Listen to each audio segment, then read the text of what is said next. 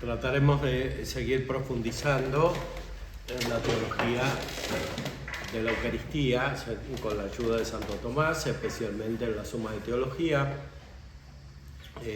Algunos elementos los retomamos de lo que ayer reflexionamos acerca de la carta a los Hebreos.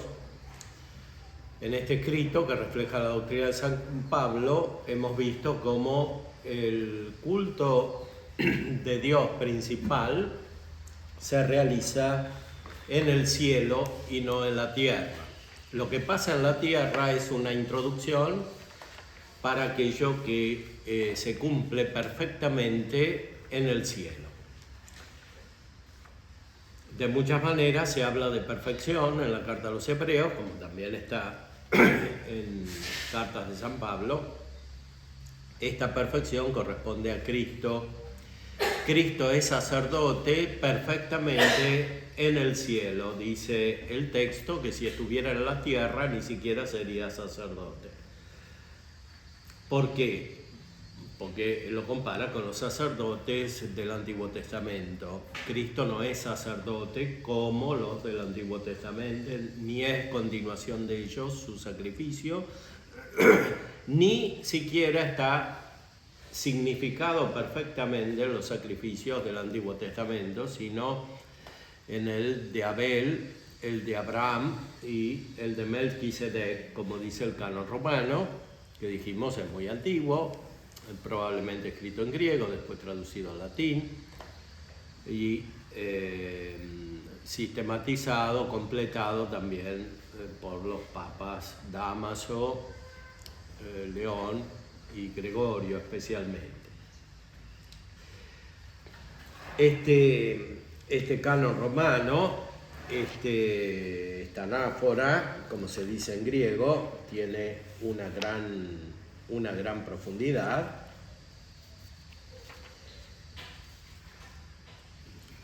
Recordemos lo que está dicho al inicio de este canon, es decir, que se trata de un nuevo tipo de sacrificio,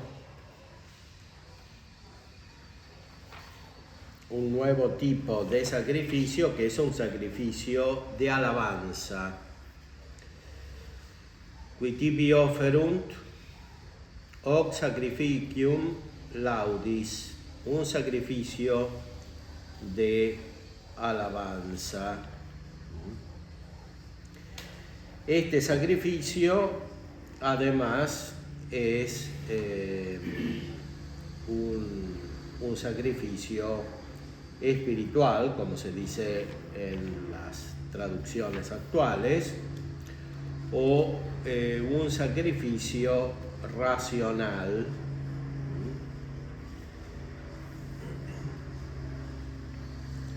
Quam oblationem tu Deus in omnibus quesumus benedictam adscriptam ratam rationabilem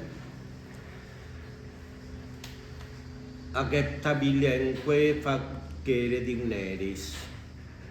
O sea, es racional o razonable.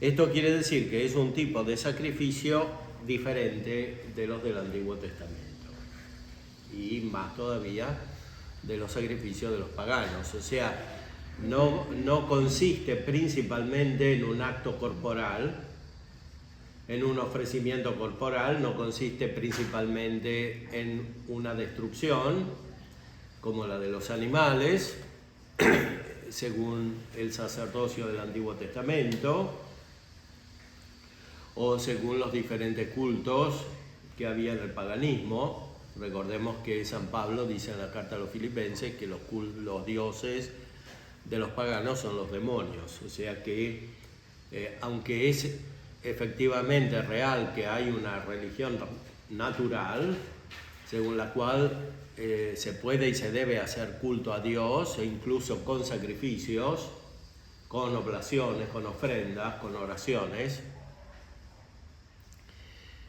Aunque eso es verdad, históricamente, por la caída, por la corrupción del pecado original, la actitud religiosa se corrompe, como se corrompe la justicia en general. Entonces, así como hay un estado de naturaleza corrupta, en la cual se pierde la perfección de la justicia, también en el campo religioso hay una corrupción.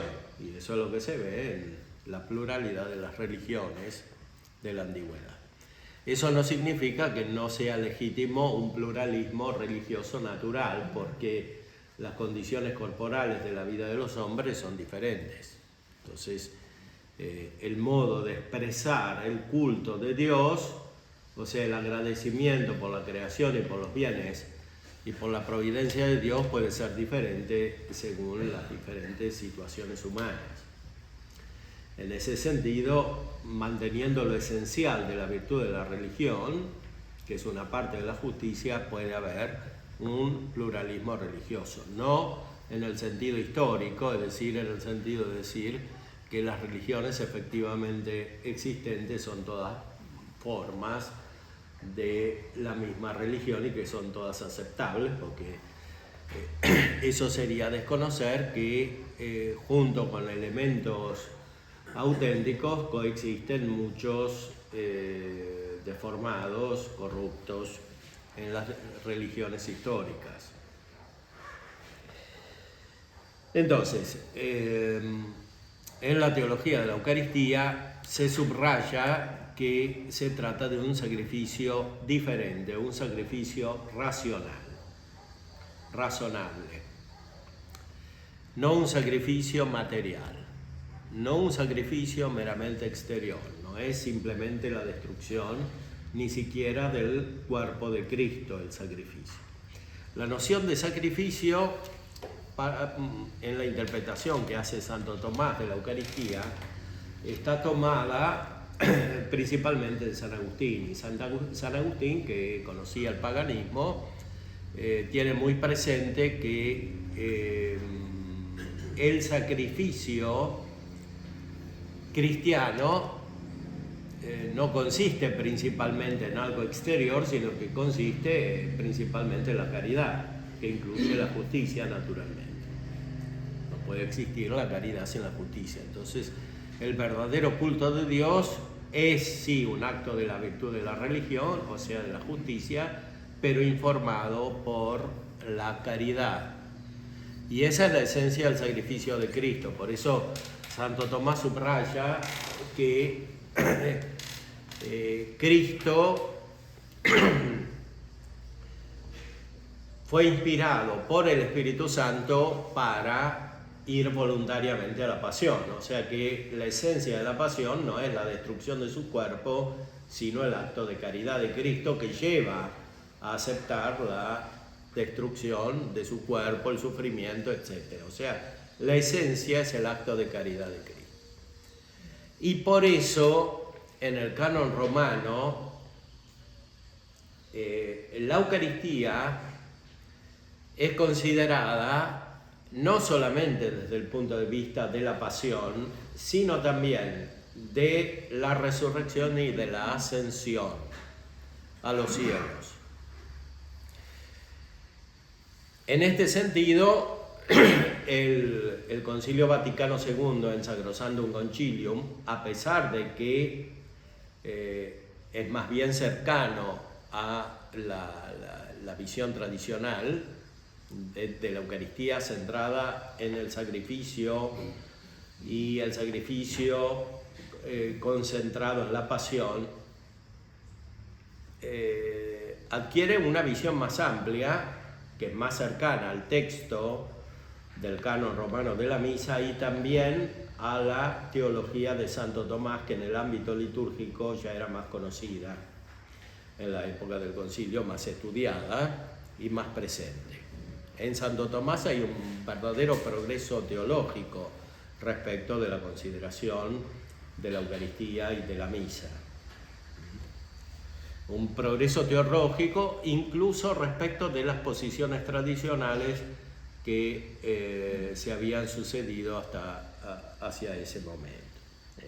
Recordemos que en el canon romano se dice undet memores Domine nos servitui, sed et plex tua sancta iusdem Christi, Filii tui Domini nostri, tam beate passionis, nec non ab inferis resurrectionis, sed et in caelos gloriose ascensionis. Oferimus preclare maiestati tue, de tuis donis actatis, hostiam puram, etc. Entonces, explícitamente se dice en el canon romano que se celebra el memorial de la Beata Pasión.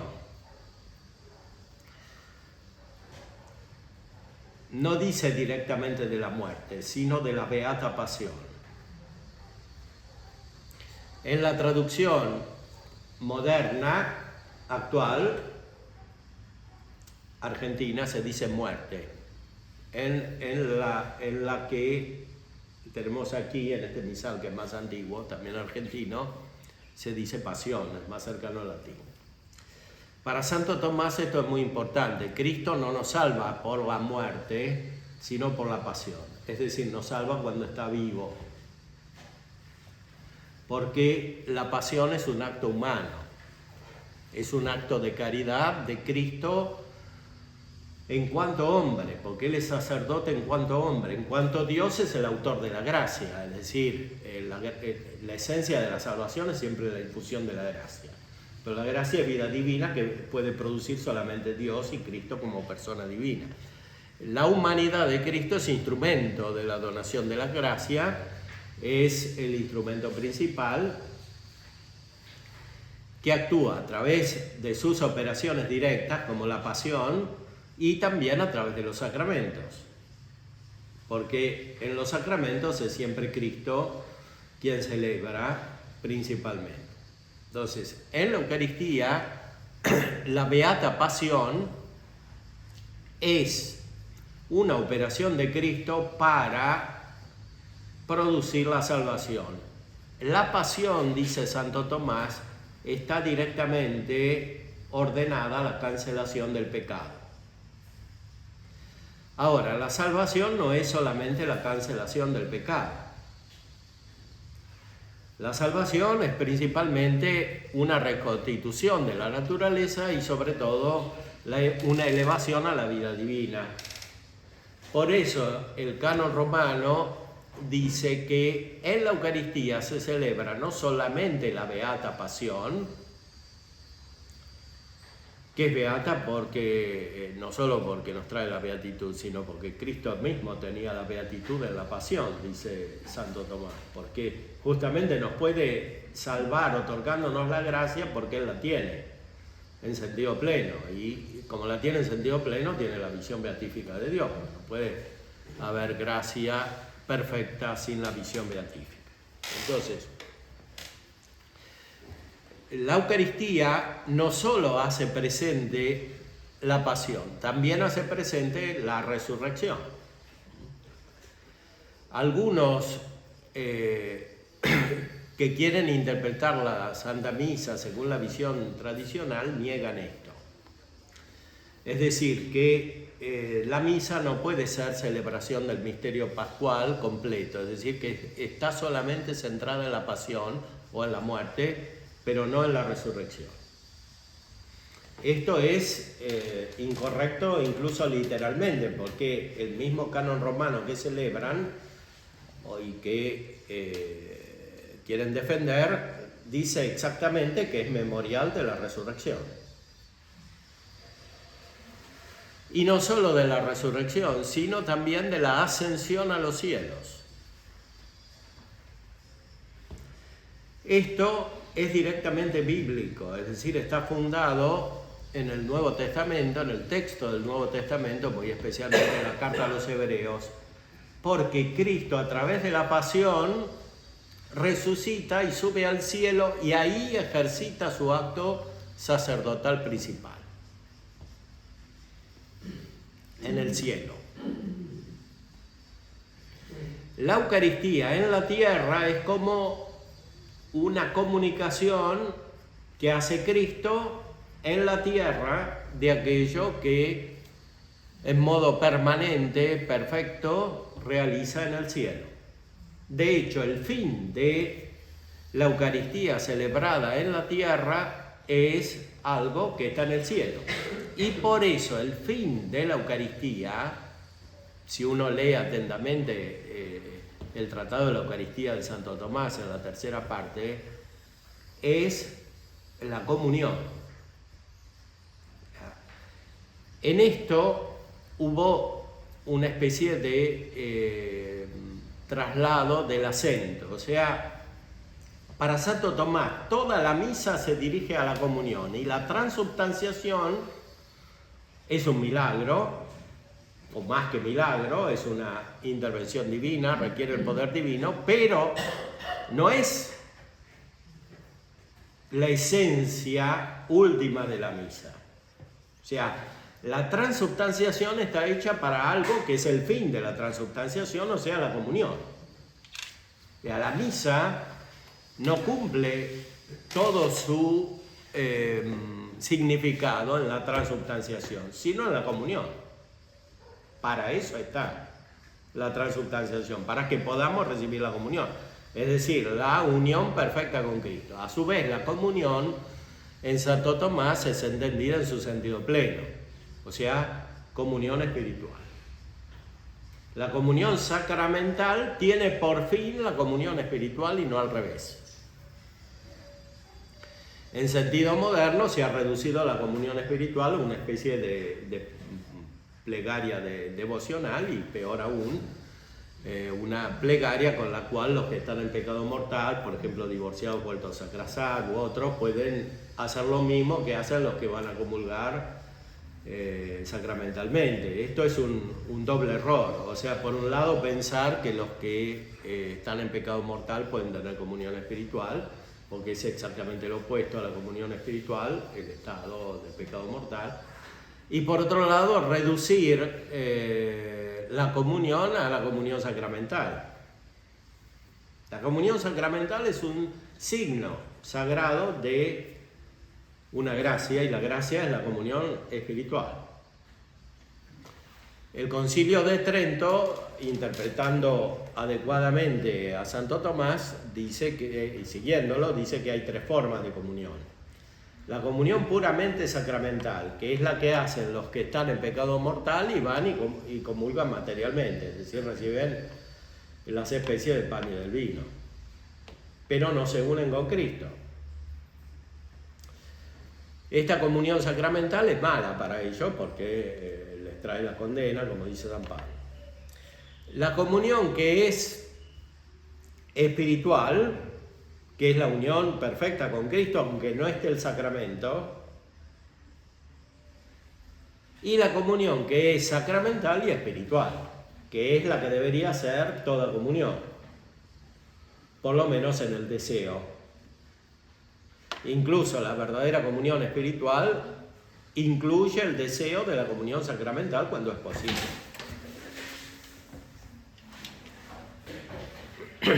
Y si no lo incluye, no es verdadera comunión espiritual.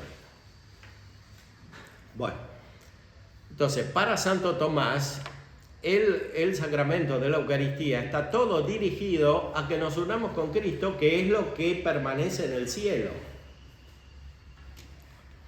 El pan supersubstancial, epiousion, como decía San Jerónimo, traduciendo el griego, es Cristo mismo.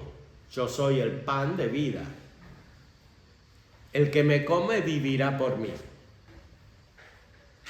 Eso es el culto eterno de Dios que sucede en el cielo, como dice la carta a los Hebreos, en unión con Cristo, que es la cabeza de ese culto.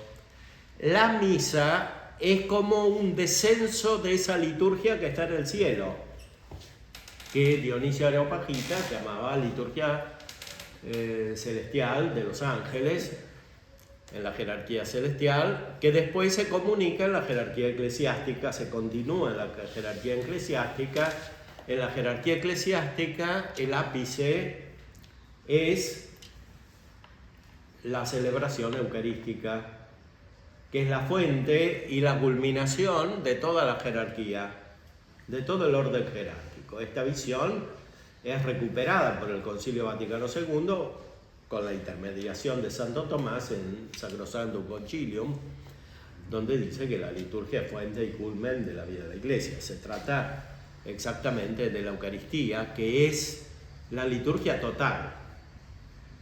Pero principalmente es la liturgia total la que se celebra en el cielo. Por eso el texto mismo de Sacrosanctum Concilium dice que en la liturgia de la tierra se participa de la liturgia del cielo. De hecho, en todas las tradiciones litúrgicas, antes de la consagración aparecen los ángeles, que son muy importantes. En el rito romano se canta el santo con los ángeles, porque lo que pasa en la tierra es lo que pasa en el cielo, donde están los ángeles. La Eucaristía, Santo Tomás lo repite muchas veces, es el pan de los ángeles. Pero los ángeles no comulgan sacramentalmente porque no tienen cuerpo. Entonces, nuestra Eucaristía es una introducción a eso que tienen los ángeles y una participación de lo que hacen los ángeles y los santos, que tampoco tienen cuerpo todavía. Los ángeles que están y los santos que están en el cielo. Bueno, esos comulgan espiritualmente con Cristo, están unidos espiritualmente con Cristo, y nosotros a través de la Eucaristía recibimos algo de lo que ellos tienen en plenitud y lo recibimos al modo nuestro, es decir, sensible a través del sacramento. Por eso el fin de la misa es la comunión. O sea, la comunión es la perfección de la misa, no la transubstanciación. La transubstanciación es un medio para producir eso. Ahora, en la teología de la misa, sobre todo en la época moderna, ha habido una traslación del acento. O sea, poco a poco se fue centrando la teología de la Eucaristía en la transubstanciación. Y la transubstanciación se fue identificando con la pasión, y no solo con la pasión, con la cruz, que es distinto de la pasión, porque la pasión es un acto humano de Cristo, la cruz es un instrumento material. Entonces, hablar de la cruz traslada el acento mental, la atención, a un proceso objetivo. Es decir, que la cancelación de los pecados no viene de un acto humano de Cristo, sino del hecho de que Cristo muere. Ahora, esa visión se acerca a la dialéctica protestante. O sea, para los protestantes, todo el cristianismo está centrado en la pasión de Cristo y principalmente en la cruz. Y la cruz es vista como un proceso, en cierta manera objetivo, un proceso dialéctico. De hecho, para ellos la fe es dialéctica, o sea, es algo oscuro contrario a la razón. O sea, que Cristo nos salva porque hace algo en cierta manera irracional. Ahora, esa mentalidad que está presente en los protestantes de alguna manera se traslada por distintos canales culturales de la modernidad, sea filosóficos como teológicos y espirituales, a la visión católica. Y entonces parece que la misa es solamente y principalmente el proceso objetivo de repetir la muerte de Cristo. Y que identificarse con eso, incluso psíquicamente, es decir, a través de los sentimientos, produce el efecto principal de la misa, que está visto en la cancelación de los pecados. Ahora, si nosotros retomamos la teología completa de la Suma Teológica, la visión de Santo Tomás, veremos que En primer lugar, todos los sacramentos tienen una triple dimensión, es decir, los sacramentos se refieren a la pasión, hacen presente la pasión, necesariamente hacen presente la pasión, sobre todo porque en esta vida necesitamos liberarnos de los pecados y de las consecuencias de los pecados, del pecado original. Pero los sacramentos también hacen referencia al presente, a Cristo que vivifica, que santifica, y hacen referencia al futuro. Y lo que vale para los sacramentos vale principalmente para la Eucaristía, porque para Santo Tomás la Eucaristía está en una categoría superior a la de los sacramentos, es la fuente de los sacramentos. O sea, es como si la Eucaristía fuera el sacramento por excelencia y los otros por participación. Entonces, lo que se da en todos los sacramentos se da principalmente en la Eucaristía. Y eso coincide absolutamente con lo que dice el canon romano, es decir, la Eucaristía es memorial de la pasión, de la resurrección y de la ascensión. Pero no es solamente memorial, porque es la acción de Cristo mismo. Santo Tomás lo dice muchas veces, Cristo que celebra, y lo dice distinguiendo con una expresión muy precisa lo que sucede en los otros sacramentos, que son todos in persona Christi, incluso cuando bautiza un laico o incluso cuando bautiza un pagano o un ateo, porque el bautismo es válido. ¿Por qué es válido? Porque bautiza a Cristo usando al pagano, al ateo o a quien fuere, mientras diga lo que dice la Iglesia cuando bautiza. Es Cristo quien bautiza. El Concilio Vaticano II, retomando la visión más auténtica, tradicional, lo dice con mucha claridad. Ahora, cuando se trata de la Eucaristía, Santo Tomás utiliza otra forma, otra fórmula. Dice no solo in persona Christi, dice ex persona Christi. De una manera muy clara, afirma que la Eucaristía la celebra Cristo. El sacerdote es un instrumento de Cristo, pero el que celebra es Cristo. El que celebra es Cristo. Por eso Sacrosanctum Concilium dice que Cristo está en la persona del celebrante cuando se celebra la Eucaristía. Así como está principalmente bajo las especies eucarísticas. Pero está en la persona del celebrante porque celebra a Cristo. Por eso Santo Tomás dice ex persona Christi, porque las palabras no las dice el que celebra humanamente, sino Cristo. Por eso dice, esto es mi cuerpo. O sea, no es el sacerdote que está diciendo que el pan se convierte en su cuerpo, sino que es Cristo que dice, esto es mi cuerpo. O este es mi sangre. Bueno. Cuando dice eso, el sacerdote le presta las palabras materiales, pero las palabras formales las dice Cristo.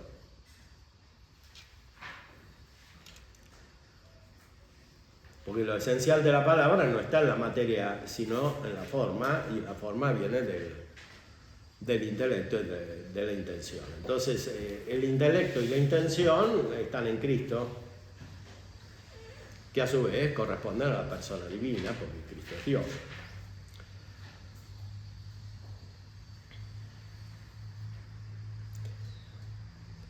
Según Santo Tomás, entonces, todos los sacramentos tienen esta triple dimensión, respecto del pasado, del presente y del futuro, pero principalmente la Eucaristía, como subraya expresamente el canon romano, hablando del memorial en esta triple dimensión, de la beata pasión, de la resurrección, de la gloriosa ascensión. En este sentido, cabe recordar que la misa, desde el principio, siempre se celebró el domingo, que es el día de la resurrección. Más aún, el Viernes Santo no se celebra la misa. Porque el Viernes Santo se recuerda la pasión.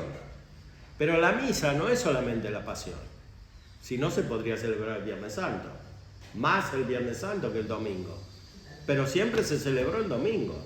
Esto es absolutamente de fe, no se puede cambiar, es un hecho dogmático, siempre fue el domingo el día principal. Pero el domingo es el día de la resurrección de Cristo.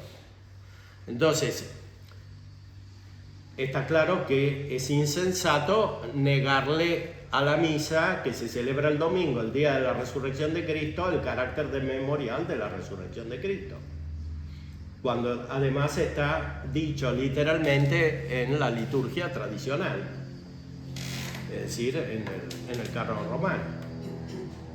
Entonces, es memorial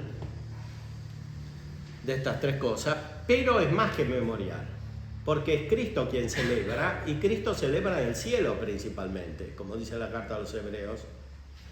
Por eso, si uno se fija bien, toda la liturgia está dirigida al Padre, es Cristo que habla con el Padre.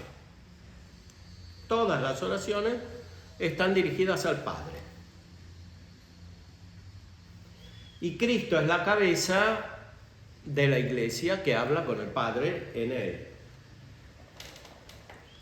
O sea, es la cabeza de los fieles que hacen un culto espiritual al Padre que durará para siempre, porque Cristo es sacerdote para siempre, perennemente. ¿Por qué? Porque el cielo no se acaba, el cielo es incorruptible. No este cielo material, el cielo nuevo es incorruptible. Entonces, ahí está Cristo siempre celebrando este culto que es un sacrificio espiritual y perfecto, o un sacrificio racional, como dice también el canon romano. En este sentido, no son principalmente los sacrificios del Antiguo Testamento los que prefiguraban la misa y la acción de Cristo, sino el de Abel, el de Abraham y el que ofreció tu sumo sacerdote Melquisedec, sacrificio santo, hostia inmaculada.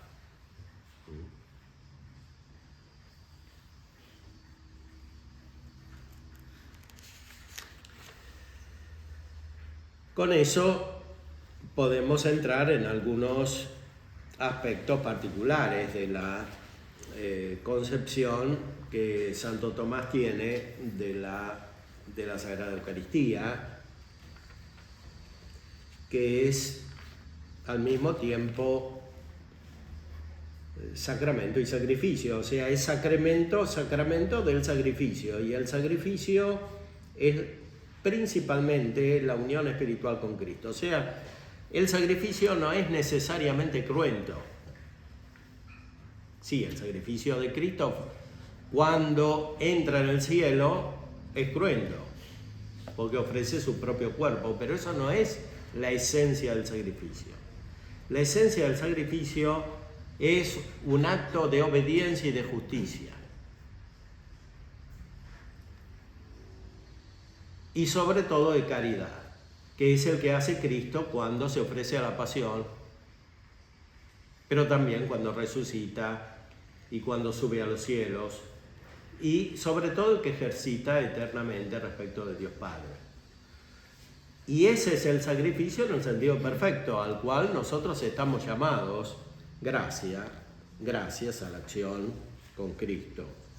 Por supuesto, mientras estamos en esta vida necesitamos recibir los efectos de la Eucaristía también a través de los otros sacramentos. Por eso Santo Tomás recuerda, citando a Dionisio, que los otros sacramentos se celebran en la Eucaristía, durante la Eucaristía, como el bautismo, el día de la Pascua, como el matrimonio, la ordenación, etc. Porque todos los sacramentos tienen su sentido completo en la Eucaristía. Y en este sentido, Santo Tomás hace una observación muy importante respecto de la diferencia entre la Eucaristía y otros sacramentos. La Eucaristía no está directamente ordenada a cancelar los pecados, que es otra de las visiones que se fueron transformando y haciendo reductivas en la época moderna, o sea, ver toda la misa como dirigida a cancelar un pecado. Se decía, bueno, tiene un valor infinito porque Cristo es persona divina, entonces quita el pecado porque es una ofensa infinita. Es una manera que tiene su verdad, pero que no puede ser la clave de la interpretación total de la Eucaristía, porque no es lo principal de la Eucaristía. O sea, Santo Tomás dice muy claramente, para cancelar los pecados están otros sacramentos, o sea, el bautismo y la confesión. La Eucaristía no está hecha principalmente para cancelar los pecados. La Eucaristía está hecha para nutrir perfectamente, o sea, para dar la gracia, que es vida divina, a los que ya recibieron la cancelación de los pecados por los otros sacramentos. Por eso no hay que reducir el valor de la Eucaristía al bautismo o a la confesión. La Eucaristía es mucho más que eso. Es el fin de la cancelación de los pecados. O sea, es el fin del bautismo, es el fin de la confesión. Y el bautismo y la confesión reciben su eficacia de la Eucaristía, porque están ordenadas a ella. Es la causa final del bautismo y de la confesión. Y por eso, como es el fin, es la plenitud, es la perfección, no se puede reducir la Eucaristía a algo que participa de ella, que es una parte, que es una aplicación de la Eucaristía. No se puede interpretar la Santa Misa solo desde el punto de vista de la cancelación de los pecados, que la tiene esa eficacia, por supuesto, porque todo depende de Cristo mismo que actúa. Pero la aplicación para la cancelación de los pecados se realiza a través de los otros sacramentos. Por supuesto, Cristo durante la pasión canceló la deuda del pecado original común de la humanidad. Eso, sin embargo, tiene que ser aplicado efectivamente a cada individuo, y lo cual se hace por el bautismo. Y lo hace el mismo Cristo, porque es Cristo quien bautiza. Y también se hace cuando se cancelan los pecados de los que han sido bautizados después que han recaído. Y eso lo hace la absolución, que requiere también el poder de Cristo, un poder divino. Pero la Eucaristía es mucho más que eso. La Eucaristía es la vida divina comunicada, es el fiel que está divinizado, que está hecho como Cristo mismo, porque tiene su gracia. Y está dada no principalmente para cancelar el pecado, porque si fuera así, entonces los que están en pecado mortal podrían comulgar y así se les cancelaría el pecado. Y en cambio no puede. ¿Por qué? Porque la Eucaristía no está hecha para eso.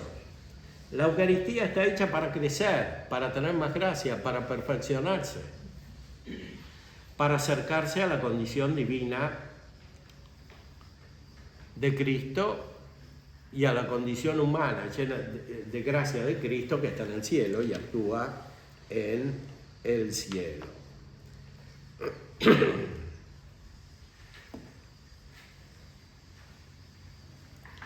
Veamos entonces algunos textos principales de Santo Tomás en la tercera parte, donde trata acerca de los sacramentos después de haber explicado la cristología.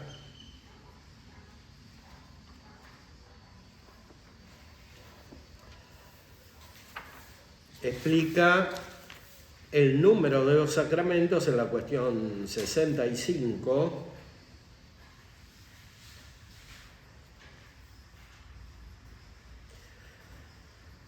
Hay una cierta semejanza de la vida del espíritu con la vida corporal, como en general todas las cosas corporales tienen una semejanza con la espiritual, las espirituales. Los sacramentos se refieren a la perfección de la persona y también a la perfección de la comunidad, de la persona en la comunidad, especialmente el orden y el matrimonio.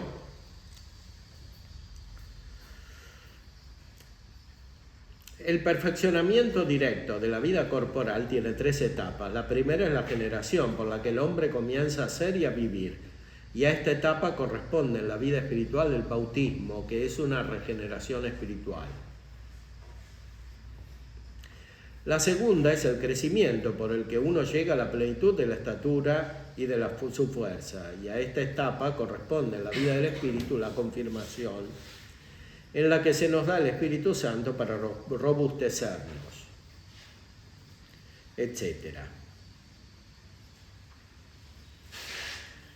Esto le sería suficiente al hombre si corporal y espiritualmente tuviese una vida impasible, pero como el hombre está sujeto a la enfermedad corporal y espiritual, que es el pecado, el hombre necesita un remedio para su penitencia, para su enfermedad, y esto es la penitencia.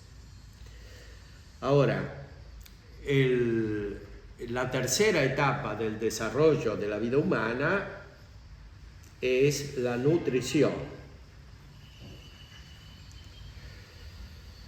con la que el hombre conserva la vida y vigor, y a esta corresponde en la vida espiritual la Eucaristía, por lo que dice el Señor en Juan 6, si no coméis la carne del Hijo del Hombre y no bebéis su sangre, no tendréis vida en vosotros.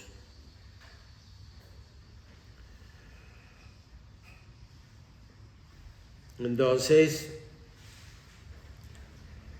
este crecimiento se realiza principalmente por la Eucaristía.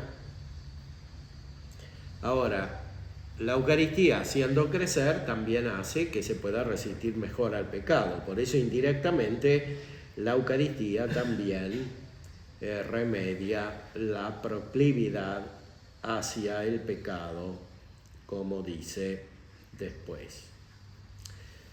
Hace corresponder los 7 sacramentos con las virtudes y la Eucaristía corresponde a la caridad.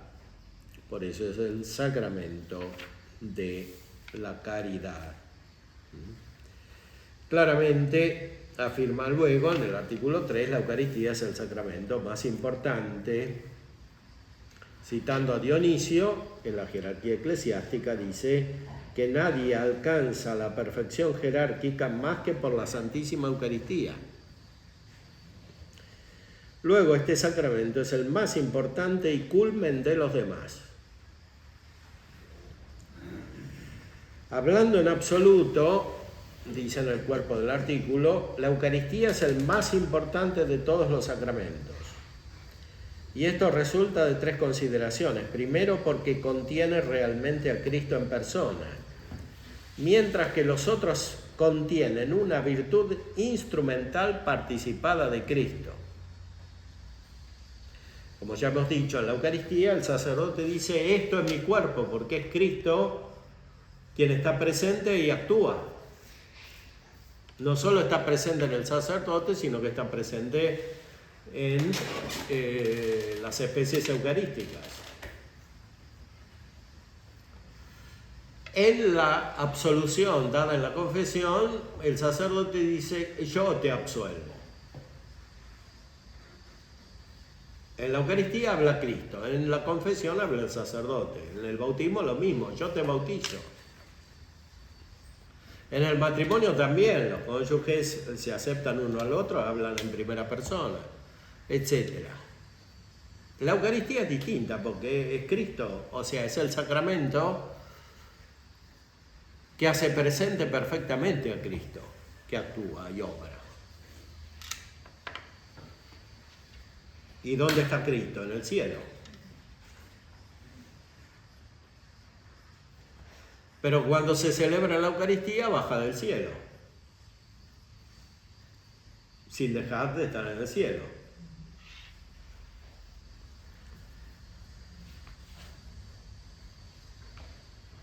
Entonces, ya se sabe que ser una cosa por esencia es más importante que serlo por participación. O sea, la Eucaristía es sacramento por esencia, los otros por participación.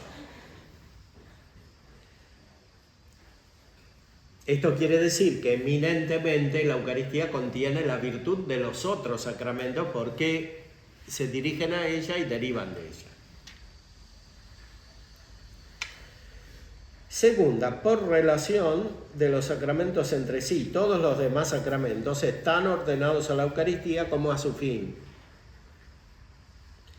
Es claro, por ejemplo, que el sacramento del orden está destinado a la consagración de la Eucaristía. Por eso para Santo Tomás lo más importante del orden es la Eucaristía, pero entendida en el sentido pleno de comunión espiritual, de la presencia de Cristo. Por eso el orden no se limita solo a celebrar el sacramento, sino que permite actuar en la persona de Cristo ordenando todo a la Eucaristía, especialmente la vida de los fieles. Por eso hay un gobierno espiritual y un magisterio que se ordena a esa vida que se realiza perfectamente en la unión con Cristo.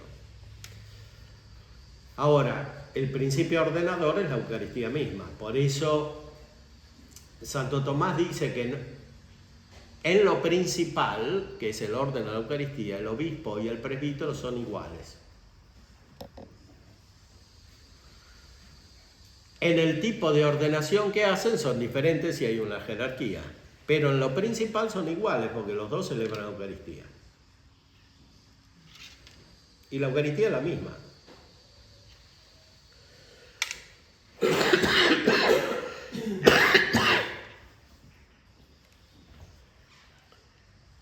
Todos los demás sacramentos están ordenados a la Eucaristía como a su fin. Es claro, por ejemplo, que el sacramento del orden está destinado a la consagración de la Eucaristía. El bautismo tiende a recibirla. La confirmación dispone a no abstenerse de ella por vergüenza. La penitencia y la extrema unción preparan al hombre para recibir dignamente el cuerpo de Cristo. Y finalmente el matrimonio se aproxima a la Eucaristía al menos por su significado, en cuanto que significa la unión de Cristo con la Iglesia, cuya unidad está representada en el sacramento de la Eucaristía.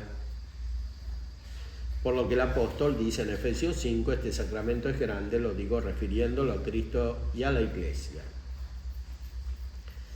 Otra razón por la cual la Eucaristía es el sacramento principal, por el mismo ritual de los sacramentos, porque la recepción de casi todos ellos se completa recibiendo también la Eucaristía. Como dice Dionisio en el tercer libro de la jerarquía eclesiástica. Y así vemos cómo los ordenados y los recién bautizados comulgan.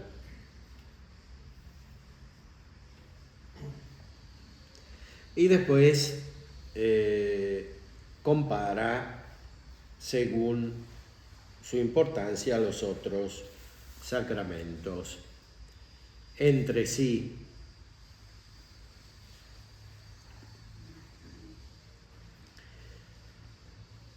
Los sacramentos son necesarios para la salvación, especialmente el bautismo, sobre todo porque hay niños que no pueden desear la Eucaristía, entonces para salvarse necesitan el bautismo. Ahora, en sentido pleno, el sacramento más necesario es la Eucaristía misma, como deseado, porque desear los otros sacramentos se refiere finalmente al deseo de la Eucaristía, aunque efectivamente no siempre se la puede recibir desde el punto de vista material de la especie. Esto corresponde a la introducción del Tratado de los Sacramentos y después en la cuestión 73 comienza a tratar del sacramento de la Eucaristía.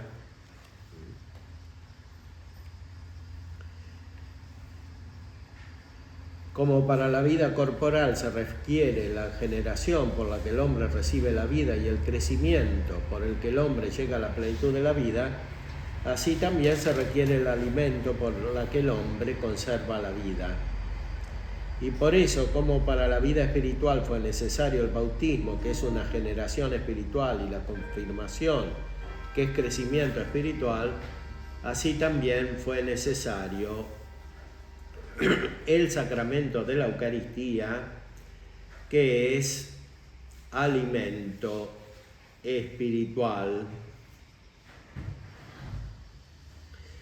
La Eucaristía entonces es como una etapa para llegar a un fin, y el fin es la salvación, es decir, la vida plena con Cristo en el cielo. La Eucaristía es un anticipo que nos robustece para tener la vida plena, que es no la de aquí, sino la del cielo.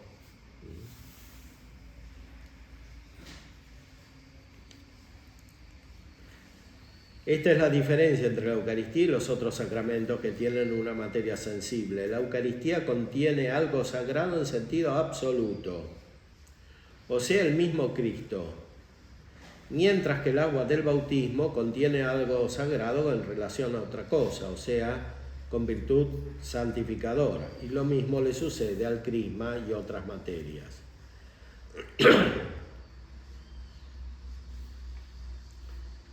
Y por eso el sacramento de la Eucaristía se realiza en la misma consagración de la materia, mientras que los otros sacramentos se realizan en el momento en que se aplica la materia al hombre para santificarlo. O sea, en la Eucaristía está Cristo, en los otros está Cristo permanentemente, en los otros sacramentos está Cristo cuando se usa la materia, cuando se usa el agua para bautizar, cuando se usa el aceite para confirmar.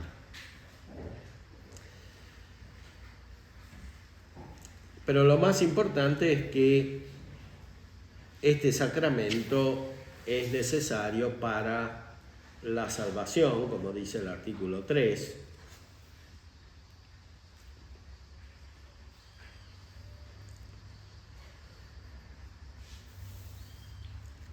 En sentido absoluto no puede haber salvación sin la Eucaristía, aunque de hecho no se la pueda recibir.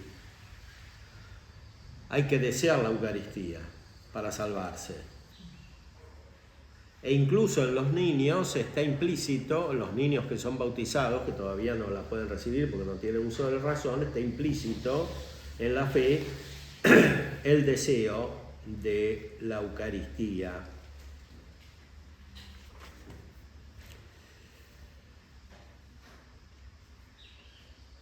En este sacramento hay que considerar dos cosas, el signo sacramental y la cosa significada por él. Ahora bien, ya hemos dicho que la cosa significada es la unidad del cuerpo místico sin la que no puede haber salvación. O sea, no hay salvación fuera de la Iglesia. Que es lo que dijo siempre la Iglesia. Hasta el mismo Concilio Vaticano II dice esto. O sea, fuera del cuerpo de la Iglesia no hay salvación. Y ese cuerpo de la Iglesia es la Eucaristía. O sea, la Eucaristía significa Cristo con la Iglesia. Para eso se recibe la Eucaristía, para estar en la Iglesia. O sea, para estar en el cuerpo de Cristo, para ser cuerpo de Cristo,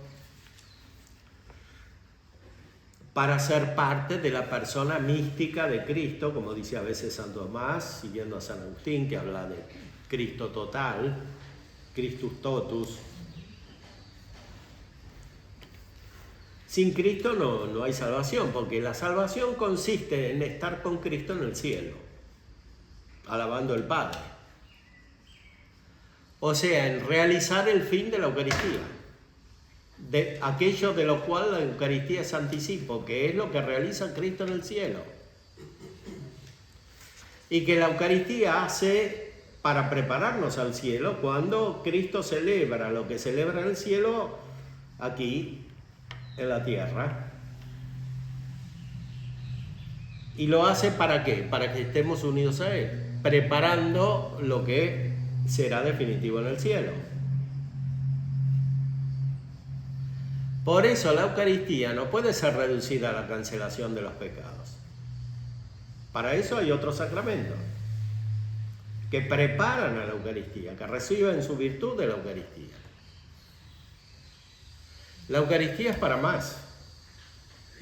O sea, es para anticipar la vida del cielo, que es lo que dice Santo Tomás en la liturgia que compuso para el Corpus Christi, que se nos da la prenda de la vida futura.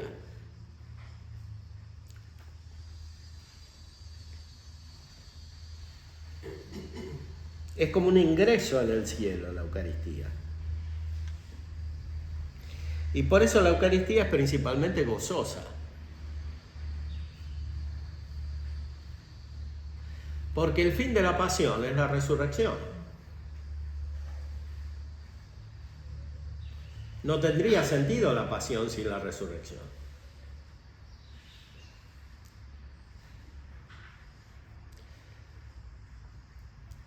Y el fin de la resurrección es la ascensión. Y el fin de la ascensión es la vida beata en el cielo, que es la que tiene Cristo y en la cual nosotros entramos a través de la Eucaristía, que anticipa la vida del cielo.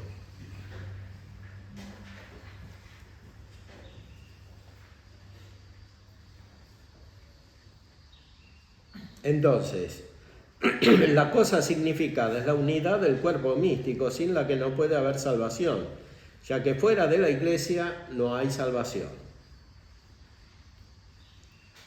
como tampoco la había en tiempo del diluvio fuera del arca de Noé, que como se dice en la primera de Pedro significaba la Iglesia. Pero hemos dicho más arriba que la cosa significada por un sacramento se puede obtener antes de recibir este sacramento con solo desearlo. Luego, antes de recibir este sacramento, puede el hombre obtener la salvación por el deseo de recibirlo, como también la puede conseguir antes del bautismo por el deseo del bautismo, como se dijo. Hay sin embargo aquí una doble diferencia. Primero, que el bautismo es principio de la vida espiritual y puerta de los sacramentos, mientras que la Eucaristía es coronación de la vida espiritual y fin de todos los sacramentos, como se dijo, ya que la santificación que estos nos comunican nos prepara para recibirla o para consagrarla. Por eso la recepción del bautismo es indispensable para incoar la vida espiritual, mientras que la Eucaristía es indispensable para culminarla.